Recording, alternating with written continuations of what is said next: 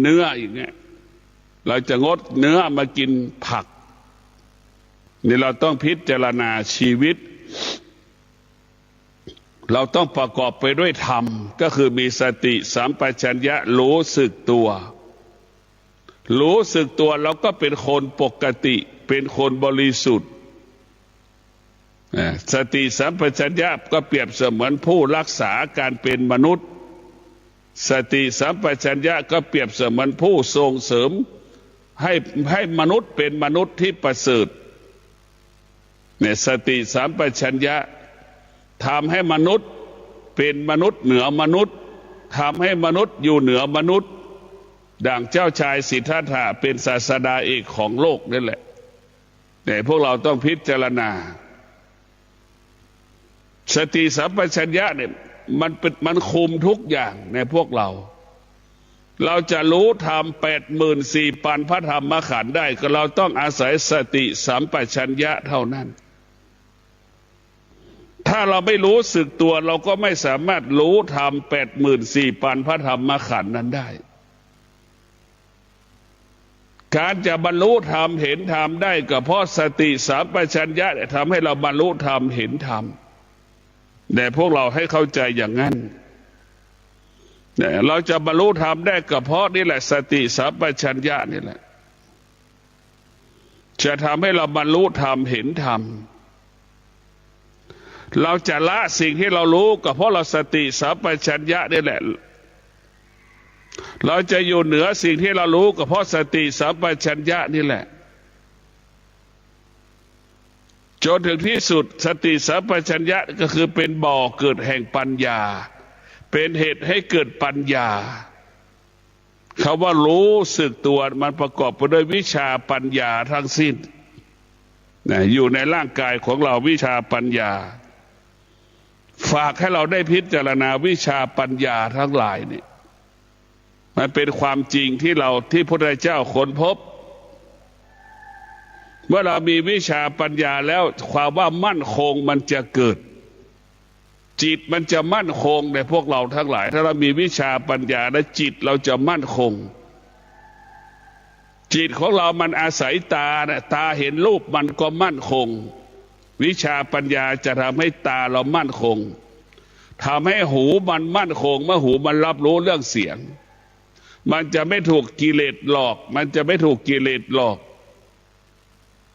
เพราะมันมีวิชาปัญญามันจะเห็นแจ้งเห็นจริงสิ่งที่มันปรากฏทางตาทางหูเป็นสิ่งที่ไม่เที่ยงเนี่ยครับวิชาปัญญามันก็จะอยู่เหนือสิ่งที่มันไม่เที่ยงทั้งหมดสิ่งที่ไม่เที่ยงก็เปรียบเสมือนขยะวิชาปัญญาก็เหมือนคนเก็บขยะ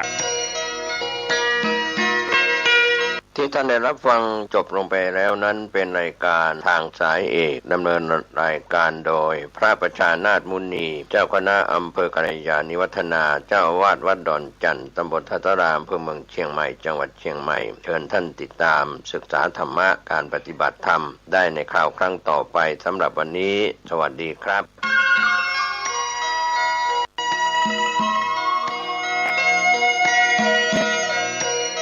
สารเพื่อการประชาสัมพันธ์โครงการปรับภูมิทัศน์และพัฒนาปรับพื้นที่รอบอุโบสถวัดป่าแดงมหาวิหารมติคณะกรรมการบริหารวัดป่าแดงมหาวิหารครั้งที่ 4/2567 ได้เห็นชอบและอนุมัติให้ดำเนินโครงการใช้เงินบริจาคและเงินสะสมของวัดเพื่อพัฒนา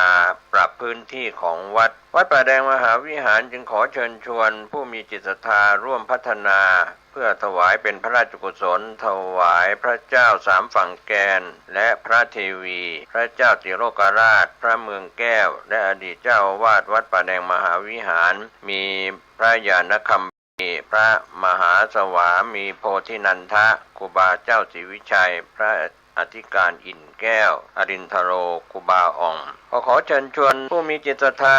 มีเจตนาร่วมในคราวครั้งนี้โอนเงินผ่านธนาคารกรุงไทยสาขาสุเทพชื่อบัญชีวัดป่าแดงมหาวิหารเลขที่บัญชี521064701สอบถามรายละเอียด เพื่อร่วมทำบุญได้ที่ 0818815690 ก็เป็นโครงการปรับภูมิทัศน์และพัฒนาปรับพื้นที่รอบอุโบสถวัดประแดงมหาวิหารตำบลสุเทพอำเภอเมืองเชียงใหม่จังหวัดเชียงใหม่โครงการเริ่มดำเนินการท่านที่จะร่วมบุญร่วมกุศลร่วมอนุโมทนาได้บุญได้กุศลได้ความดีโดยทั่วหน้ากัน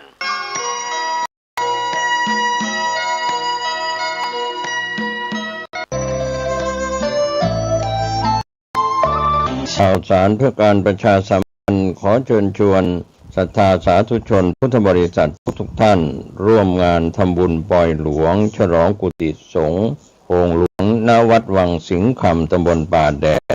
เมืองเชียงใหม่จังหวัดเชียงใหม่ตรงกับวันที่3 ถึง 17 พฤษภาคมพุทธ